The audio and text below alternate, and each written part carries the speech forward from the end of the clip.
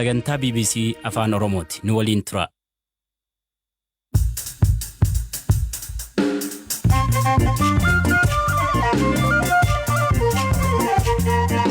Jimaata onkoloolessa 16 bara 2020 akkam turtan hordoftoota keenya sagantaa raadiyoo BBC Afaan Oromooti. Kanneen har'aaf qopheessine keessaa turtii dubbii himaa paartii badhaadhinaa Dr. Biqilaa Hurrisaa waliin taasifne keessaa waa'ee ijaarsa paartilee sabboonummaa leellisanii fi ejjennoo paartii badhaadhinaa. Paartiin badhaadhinaa kan hadheeffatee irratti qabsaa'u keessaa tokko dhimmi sabboonummaa, dhimmi sabni tokko morma ol qabatee deemuu, afaansaa, aadaasaa, duudhaasaa kabachiisuu.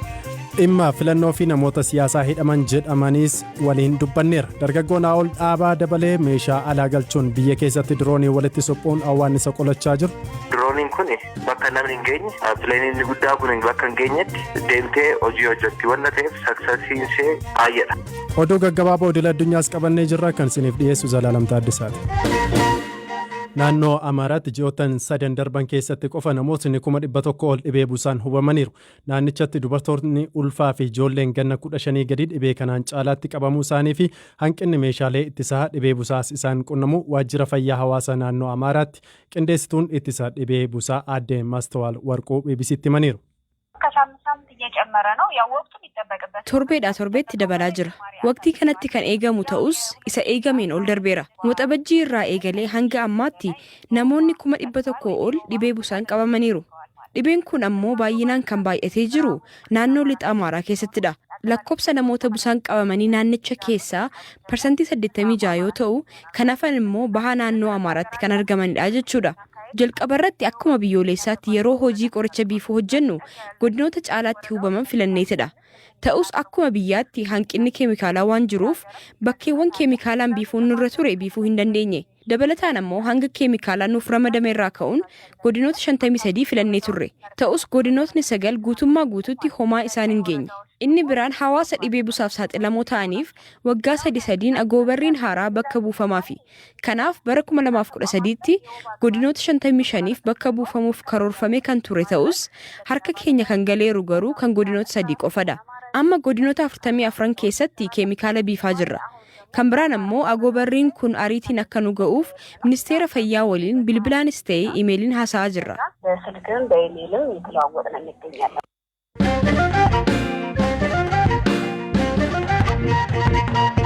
Hoomaan awwaannisaa Oromiyaatti godinaalee Harargee lamaanii fi Shawaa Bahaattis babal'achaa jira. Weeraricha to'achuuf biifaan keemikaalaa xiyyaaraa fi dirooniin gaggeeffamaa akka jiru ministeerri qonnaa himeera. Kalaqa diroon irratti hojjechaa kan ture dargaggoon ol dhaabaa ammoo dirooniidhaan keemikaala farra awwaannisaa kana biifuun warra tumsaa jiru keessaati. Naa'ol guyyoota 3 Harargee lixaatti guyyaa tokko ammoo Shawaa Bahaatti keemikaala kana akka biifes BBC'tti himeera. Lookestiin kun amma ganama naannoo isaanii oowwisanii malee hin kaane. Isaan odoo hin kaanin galumaan deemnee keemikaalatti afuufnee diroonni keenyaan almost hundumaa ajjeesne achumatti. Harargeetti qanii 3 hojjennee arras gara Awaash kanatti lookastii swarmii kan biraa ka'uuf qophaa'ee ture. Isas dursinee ganamaan kaanee bira geenyee rukunnee amma dadhabanii tokko kufaa jiru. Kanarraas akkuma kalleessaa sunis successfully akka ta'u ma shakkiin qabnu. Dirooniin kun bakka namni hin geenye, pileeniin guddaa kun bakka hin geenyetti ittuma fiqnee hafuuf namni ta'eef sirriitti lookastii kana ajjeesuu dandeessi jechuudha. Naa'ol akka dubbatutti fayyadama barbaachise irratti hundaa'uun dirooniin kun guyyaatti hektaara 60 hanga 70 irratti keemikaala biifuu danda'a jedha. Keemikaala kana biifuun biifaa karaa humna namaa konkolaataa fi xiyyaaraan taasifamu wajjin yoo madaalamu kan diroonii kun bu'aa qabeessa ta'us Naa'ol dubbata.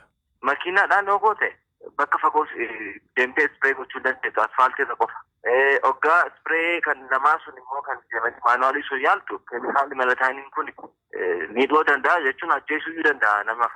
Namni irratti siquu hin qabu waan ta'eef innis effektiivii miti jechuudha. Namni immoo hektaara 65 afuufeetti nama tokkoon guyyaa tokko keessatti danda'amu. Kan pileeniin immoo maal inni rakkoonsaa gad buutee bakka hundumaa hojjechuu hin dandeessu. Namnis keessa jiru waan ta'eef oo gad buute nama sun ajjeesuu danda'a pileeniin kufee.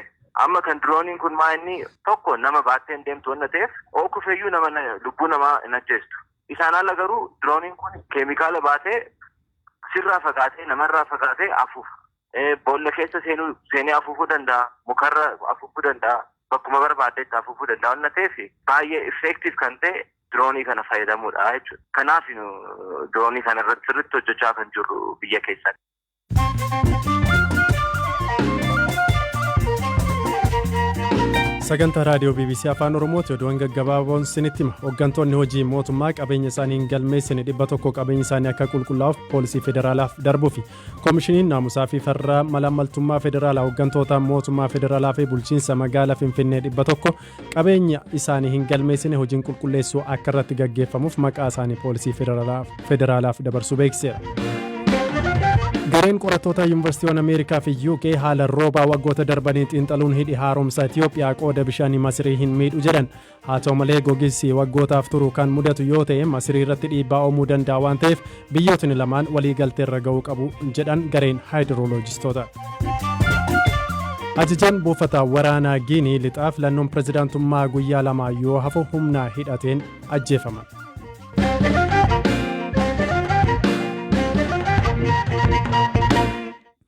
Kan xumurarra geenye jira. Paartileen siyaasaa Itiyoophiyaa kaleessa galma gamtaa Afrikaa keessatti argamuun marii mata duree 4 irratti xiyyeeffate gaggeessaniiru. Isaan keessaa heerri mootummaa, ijaarsi paartilee siyaasaa fi filannoon dhimmoota gurguddoo akka turan hirmaattotni BBC'tti himaniiru. Paartilee mormituurraa namootni dubbisnee filannoo dhufu irratti ammayyuu boordii filannoorraa amantaa hin qabnu jechuun kaasu. Waraqaa dhiyaate irratti ijaarsi paartilees sabummaa irraa gara dhimma waloo biyyaatti akka dhufu mari'atamus hirmaattotni himaniiru. Dhimmoota federaalizimii sabdaneessaa filannoo fi ijaarsa paartilee sabboonummaa irratti bu'uureffamanii irratti ejjennoon paartii badhaadhinaa maal akka fakkaatu dubbii himaa paartichaa Dr. Biqilaa Hurrisaa waliin turtii taasiseera. Paartileen saba irratti xiyyeeffachuun ijaaraman biyya keessa hafuu qabu kan jedhu gaafachuun eegalle. Siyaasni biyya keenyaa siyaasa hammataa ta'uu qaba. Sabaaf sablammoota hunda isaanii kan gara giddu galeessaatti fide adda durummaadhaan kan hirmaachisuu fi kan irraa itti fayyadaman ta'uu danda'uu qaba. Kana paartileen siyaasaa sabaa fi sabummaa irratti hundaa'an hundi isaanii halkan tokkotti habadanu kan jedhuun qabu'an. Maaliif paartilee kana kan dhiibee gara akkaataa sabaatiin akka gurmaa'anu kan taasise rakkoon sun hamma hin bannetti paartileen dhiibamanii dimokiraasii saba abaluu paartii dimokiraasii saba abaluu jedhanii hundaa'uun isaaniin oolu rakkoo isaan gara kanatti dhiibaa jiru yoo jalaa hin hiikne. Garuu immoo heddummina eeguun sabummaa kabajuun eenyummaa kabajuun akkuma jirutti ta'e immoo dhimma biyyoolessaa irratti immoo waliigalanii hojjechuun baay'ee murteessaadha. Kanaafuu demokraasiin biyya kana keessatti barbaachisu demokraasii sabdaneessaati. Demokraasii sabdaneessaa gaafa ta'e paartileen kun ofii isaaniitii dhiisaa dhimmoota biyyoolessaa irraa fi dhimmoota qajeeltoo addunyaa irratti waan jijjiiramaa dhufanuuf nuti kan jalaa hojjechuu qabnu akkaataa sabaatiin hin gurmaa'inaa jechuu osoo hin ta'in sabaaf sablammoota dhiibee gara sabaatti kan geessaa jiru kana keessaa balleessuudha, keessaa hambisaa deemuudha. Paartiin badhaadhinaa sadarkaa naannootti afaan naannoo sanaatiin akka gaggeeffamu taasisee mirgaa fi fayyadamummaa sabaaf sablammoota sadarkaa sanaa jiru akkaataa mirkaneessutti kan gurmaa'e waan ta'eef nutis paartileen kun halkan tokkotti diigamanii gara biyyoolessaatti dhufanu kan jedhu hin qabnu jechaadha.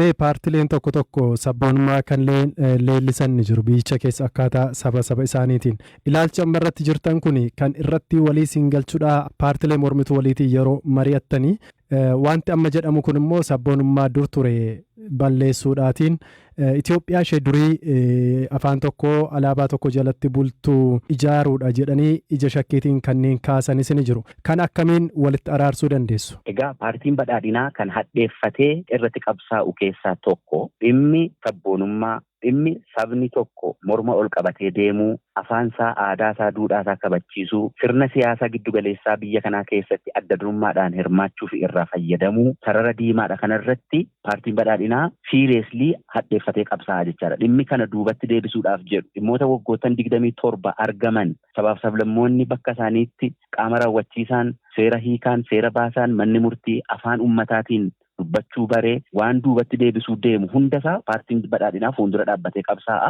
Kanaafuu aadaawii kan jedhamu yuunitarii kan jedhamu kun paartiin badhaadhinaa adda durummaadhaan irratti qabsaa'a. Sagantaa isaa keessas hin jiru, dambiitti bulmaataa keessas hin jiru. Inumaayyuu falaasamni keenya dimokiraasii sirna federaalaa sabdaneessaa uumna kan jedhu waan ta'eef kana ijaaruun baay'ee murteessaadha. Gama biraan paartileen kaleessa hirmaatanii keessaa dubbise keessaa filannoo dhufu kanarratti ammallee shakkii ni qabna boordii filannoo hin amannu kanneen jedhanii kaasan ni jiru. Filannoo kan haqa qabeessa gochuu irratti hammam kutannoo qaba paartiin keessan? Rifoormiin boordii filannoo biyyoolessaa hundee irraa fooyyessuu akkasumas immoo heerotaa fi seerotaa fi qajeelfamoota filannoon ittiin hoogganamu hundee irraa fooyyessuu hojjetamaa tureera jedheen amana. Sirni dimokiraasii biyya kana keessatti Itoophiyaan dimokiraasiidhaan milkooftee waan hin jirreef kana fooyyessuu keessatti paartiin biyya bulchaa jiru amanaa fudhattee akka hojjechaa jiru nan beeka. Sirni dimokiraasii tokko adeemsa lammaffaan bu'aadha. Kan amma nuti hojjechaa jirru adeemsa isaa qulqulluu taasisuu fi fooyyessuu qofa osoo hin ta'in bu'aas akka fiduu barbaadama jechaadha. Bu'aan inni fidu immoo paarlamaan nuti qabnu paarlamaa yaadni baay'een keessatti dhagahamu. Ilaalchi baay'een keessatti calaqqisiifamu.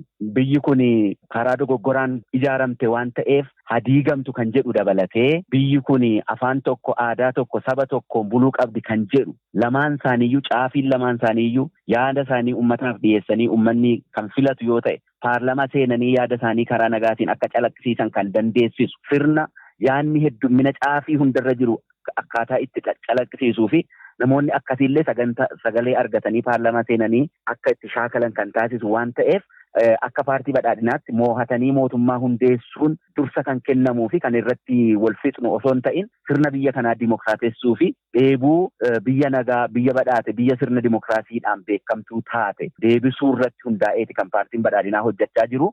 Paartiin badhaadhinaa filannoo kanarratti morkattoota isaanii ciccimoo sababa garaagaraan naannootii hanga godinaaleetti hoggana paartotaa yookaan bakka bu'oota isaanii dabalatee baay'ee isaanii hidhaa jira. Kun immoo akka isaan morkattoonni kun mana hidhaa turanii filannoon gaggeeffame ofuma isaa mo'atee darbuuf jedhanii kanneen kaasan ni jiru.